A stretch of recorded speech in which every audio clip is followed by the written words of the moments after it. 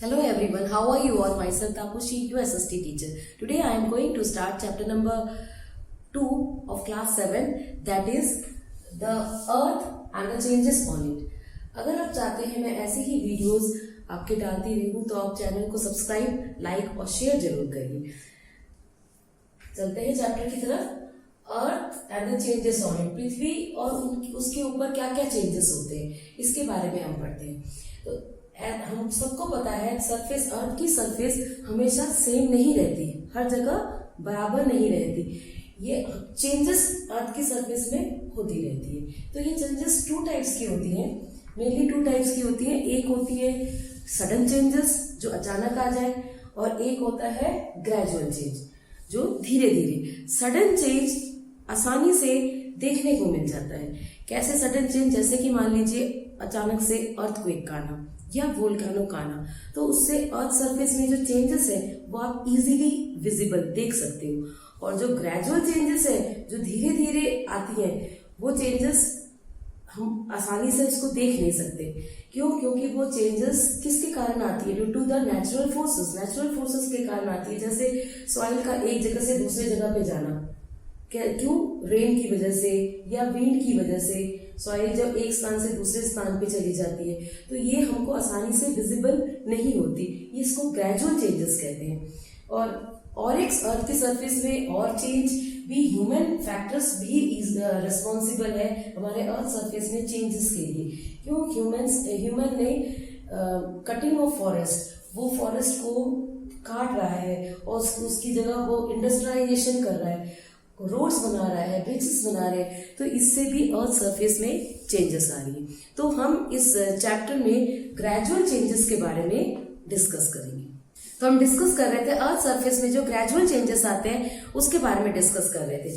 तो इसमें आ जाता है एक्सटर्नल प्रोसेस। एक्सटर्नल प्रोसेस क्या होता है? कोई भी प्रोसेस जो अर्थ सरफेस में वर्किंग है and bringing changes on it, और उसके ऊपर चेंजेस ला रही है। इसके एग्जाम्पल्स है lower of land and raise the level of land. Lower of land किस वजह से होता है? रॉक पार्टिकल्स का घिस जाने से क्या होता है? लैंड लोअर हो जाता है। और raise of land level where the soil particles are deposited, और जहां पे वो सॉइल पार्टिकल्स जमा हो जाती है तो लैंड रेज हो जाता है। एक्सटर्नल प्रोसेस में आप दो प्रकार के होते हैं, वेदरिंग और ग्रेडेशन। वेदरिंग में आ जाता है इरोजन एंड डिपोजिशन। इरोजन और denudation means wearing and carrying away of those loose particles, जो लूज पार्टिकल्स जो घिसने की वजह से जो आगे ढह के निकल जाती है या घिस जाती है या टूट जाती है, किसके कारण? वेदरिंग एजेंट्स के कारण। वो एजेंट्स कौन कौन से होते हैं? ग्रेडेशन के agents, example running water, wind, moving ice, sea waves etcetera, ये इसके एजेंट्स हैं। और जो डिसइंटीग्रेटेड रॉक्स हैं वो वेदर चेंजेस के कारण जो टूट जाते हैं, वो आप इस पिक्चर में देख सकते हो। किस कारण? वो एजेंट्स ऑफ ग्रेडेशन के कारण, वेदरिंग एजेंट्स ऑफ ग्रेडेशन के कारण ये शेप रॉक का किस तरह से बन गया है, आप इस पिक्चर में देखिए।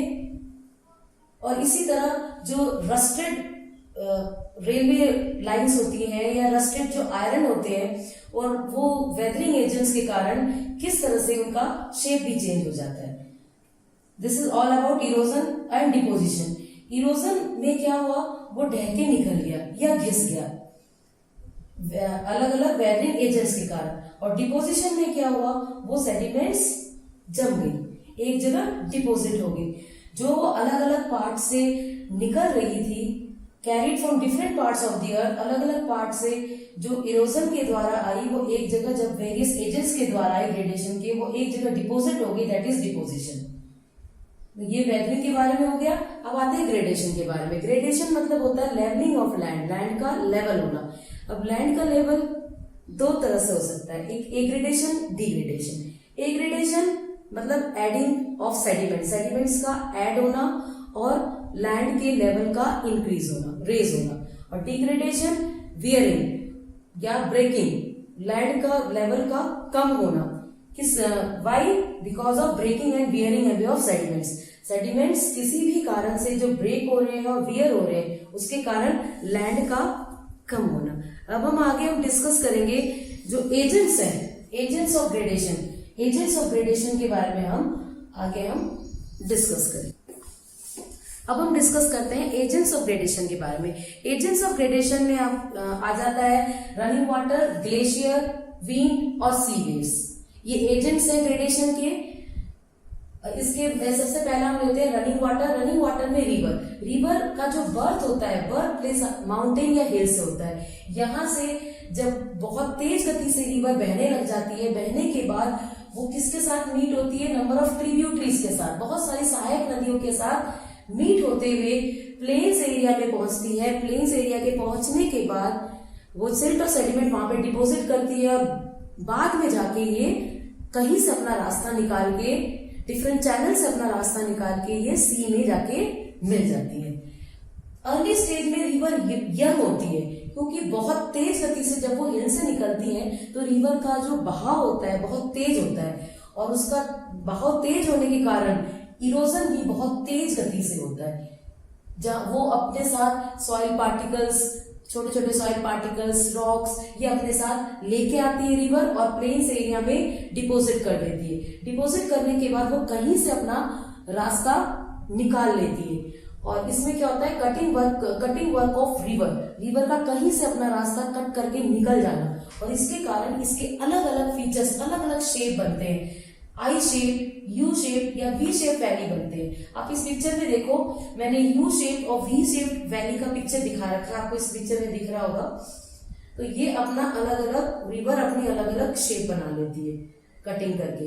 Volume of water increases, water का वॉल्यूम बिल्कुल बहुत तेज हो जाता है जब वो बिल्कुल ऊपर से नीचे की तरफ आती है, और धीरे धीरे जब स्लोप कम होने लग जाता है and resulting the slow speed of river का जब स्पीड कम होने लग जाता है, और उसके बाद वो अलग अलग रिवर्स अलग अलग जगह से या टेढ़े मेढ़े दिशाओं से निकलने लग जाती हैं, और नदी का घुमावदार भी हो जाता है। आप इस पिक्चर में देख सकते हो, इस पिक्चर में नदियां कहाँ कहाँ किस किस चैनल से निकल जाती हैं, इसको क्या कहते हैं, मिएंडर्स।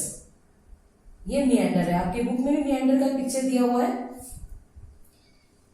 इसके साथ साथ जब वो रिवर सी में मिलने से पहले वो बहुत बड़ी हो जाती है और अलग अलग चैनल्स में डिवाइड हो जाती है। ये आपकी बुक में दे रखा है, ये जहां से ये रिवर बह रही है, रिवर के बहने के साथ साथ ये जब ये मिलने वाली हो रही है, उसके यहाँ पे ये प्लेन्स एरिया है, ये सारे येलो दिखा रखा है, ये प्लेन्स एरिया, यहाँ से इसने अलग अलग चैनल्स बना लिया सी में मिलने से पहले। और ये जो एरिया है, ये अलग अलग चैनल्स इसने अलग अलग डिस्ट्रीब्यूटरी चैनल्स बना लिए, और यहाँ पे ये डेल्टा बनाती हुई सी में मिल रही है। तो डेल्टा क्या है, delta the river deposit silt and sediments. इस तरह जो रिवर सिल्ट और सेडिमेंट को इन प्लेन्स एरिया में डिपोजिट कर रही है, जहां पे येलो पोर्शन दिख रहा है आपको, यहाँ पे ये डिपोजिट कर रही है। आप इस पिक्चर में भी देख सकते हो, यहाँ पे डिपोजिट करती हुई ये आगे की ओर सी में मिलने से पहले इसका जो over the large area near the mouth के आगे जो लार्ज एरिया है, वहां पे जो डेल्टा बना रही है, उसी जो डिपोजिट कर दिया इसने सिल्ट और सेडिमेंट, उसी को डेल्टा कहते हैं। एक एग्जांपल के साथ आपको समझा सकती हूँ मैं। यहाँ पे देखिए, यहाँ से जब रिवर यहाँ से फ्लो कर रही है, तो यहाँ पे इसने सिल्ट और सेडिमेंट को डिपोजिट कर दिया, यहाँ पे इसने सिल्ट और सेडिमेंट को यहाँ पे डिपोजिट कर दिया, लेकिन ये रिवर कहीं से तो निकलेगी। अब इसने अपना रास्ता यहाँ से ढूंढ लिया, ये रिवर यहाँ से निकल गई और यहाँ से निकल गई। तो ये जो ट्रायंगुलर पोर्शन, बीच का जो ट्रायंगुलर पोर्शन बच गया, ये यहाँ पे जो डेल्टा, यहाँ पे सिल्ट और सेडिमेंट यहाँ पे इससे जमाते हुए फिर ये जाके सी में मिल जाती है, तो ये डेल्टा है। तो इसी तरह जो सुंदरबन डेल्टा का नाम आपने सुना होगा, क्लास 6 में आपने पढ़ा था। सुंदरबन डेल्टा गंगा और ब्रह्मपुत्र रिवर से बनती है और ये वर्ल्ड का सबसे बड़ा डेल्टा माना। Now about the glacier, the second agent of gradation, and glacier means the mass of moving ice. ऐसा माना गया है कि बहुत मिलियंस ऑफ ईयर्स एगो अर्थ का जो क्लाइमेटिक कंडीशन था वो बहुत ठंडा था, इसीलिए जो अर्थ सरफेस का ज्यादातर एरिया आइस से कवर रहता था। लेकिन आज अर्थ का टेम्परेचर धीरे धीरे बढ़ता जा रहा है, जिसके कारण धीरे धीरे वो आइस मेल्ट होती जा रही है। इंडिया में जो ग्लेशियर पॉइंट जो हमको देखने को मिलता है वो हाई एल्टीट्यूड्स में मिलता है, हिमालयाज के हाई एल्टीट्यूड्स में, जहां पे टेम्परेचर फ्रीजिंग पॉइंट से भी कम होता है। तो ग्लेशियर किन किन जगहों में देखने को मिलता है? ग्लेशियर मीन्स मूविंग आइस, और आइस क्यों मूव हो रही है? Due to the rise in temperature. तो ये दो जगहों में ग्लेशियर फाइंड आउट देखने को मिलता है। एक होता है कॉन्टिनेंटल ग्लेशियर, एक माउंटेन ग्लेशियर।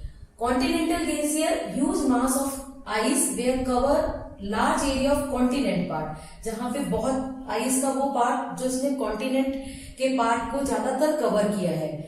और इसके एग्जांपल्स हैं एंटार्क्टिका एंड ग्रीनलैंड। आप इस पिक्चर में भी देख सकते हो, ये पिक्चर कॉन्टिनेंट ग्लेशियर का है जहां पे एंटार्क्टिका और ग्रीनलैंड का ग्लेशियर दिखा रखा है। दूसरा ग्लेशियर आता है आपका माउंटेन ग्लेशियर। माउंटेन ग्लेशियर जैसा नाम से ही पता है, the glacier which occupy small areas over the mountains. Mountains का इसने स्मॉल एरिया कवर किया है। एग्जाम्पल आता है आपका गंगोत्री और सियाचिन ग्लेशियर ऑफ हिमालयाज। इसका भी एग्जाम्पल आप पिक्चर में देख सकते हैं। ये गंगोत्री और सियाचिन ग्लेशियर है। जैसे कि रनिंग वाटर की तरह आइस भी, मूविंग आइस भी सॉइल को इरोड कर देती है, लूज पार्टिकल्स को अपने साथ बहा के ले जाती है। And it takes along the deposit behind. और जब वो मेल्ट होती है और मेल्ट होते वक्त ये अपने साथ सॉइल पार्टिकल्स को ढहा के ले जाती है और वो फिर डिपोजिट कर देती है। Now about the third agent of gradation, that is wind. Wind जहां पे जो रीजन जहां पे लिटिल रेनफॉल होता है या वेजिटेशन बहुत कम वेजिटेशन देखने को मिलती है, वहां पे विंड्स, स्ट्रॉन्ग विंड्स बहती है। और वो स्ट्रॉन्ग विंड्स जब बहती है, the loose particles easily blown away, वो लूज पार्टिकल्स को आसानी से अपने साथ बहा के आगे निकाल लेती है। और ये स्ट्रॉन्ग विंड्स मैक्सिमम कहाँ देखने को मिलती है? जहां पे रेनफॉल कम हो या वेजिटेशन बहुत कम मात्रा में। और इसी तरह the action of wind is most common in desert regions. और मैक्सिमम डेजर्ट रीजन में रेनफॉल कम होता है, वेजिटेशन भी कम दिखाई देते हैं, तो यहाँ पे जो विंड का एक्शन है वो ज्यादा तेज होने लगता है। And the strong winds have the capacity to rub. और स्ट्रॉन्ग विंड्स के अंदर ये कैपेसिटी होती है कि वो रॉक्स का इवन शेप भी चेंज कर सकती है। और अलग अलग डिफरेंट बड़े स्ट्रेंज शेप के रॉक्स देखने को मिलते हैं। जैसे कि for example mushroom shape rock, कुछ रॉक के शेप देखो विंड की वजह से जो रॉक का शेप चेंज हुआ है, आप इस पिक्चर में देख सकते हैं। They carried material and deposited in new places. और इसके साथ वो क्या करते हैं, जो विंड अपने साथ जो मटेरियल लेके गई वो कहीं दूसरे जगह पे ये डिपोजिट कर देती है, उसको कहते हैं सैंड ड्यून्स। और ये डेजर्ट एरिया में देखने में ज्यादा मिलता है। Sand dunes the carried material, जो मटेरियल उस विंड ने कैरी की और उसको जो नए जगह में उसने डिपोजिट कर दिया, जहां पे उस विंड की स्पीड थोड़ी कम हो गई, उसको सैंड ड्यून्स कहा गया है। और ये एग्जाम आप पिक्चर में देखो, ये सैंड ड्यून का एक मैंने पिक्चर लगा रखी है, देखिए वो यहाँ पे इसने किस तरह से इस डिपोजिट कर दी है सैंड को। और सैंड ड्यून्स कहाँ पे देखने को मिलता है? Western part of Rajasthan in India. In Rajasthan का जो वेस्टर्न पार्ट है वहां पे मैक्सिमम इस तरह के सैंड ड्यून्स देखने में मिलते। Now about the last agent of gradation, that is sea wave. Along the seashore, sea waves are most powerful. seashore के पास sea waves सबसे पावरफुल एजेंट है ग्रेडेशन का। और जो कंटिन्यूस स्ट्राइकिंग, जो सी वेव कंटिन्यूस रॉक्स पे स्ट्राइक कर रही है, वो रॉक्स को कंटिन्यूस ब्रेक डाउन कर रही है। And such continuous erosion form steep sided cliffs. और ये स्टीप स्लाइड क्लिफ्स बना रही है, क्यों? क्योंकि बार बार वो सी वेव्स उस रॉक्स पे जाके स्ट्राइक करती है।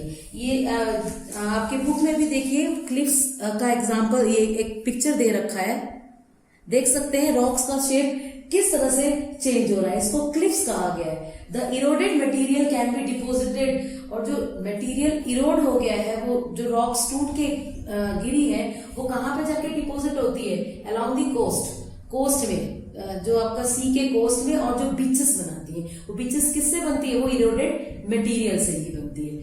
तो ये 4 एजेंट्स के बारे में मैंने आपको डिस्कस कर दिया, running water, glacier, wind and sea waves.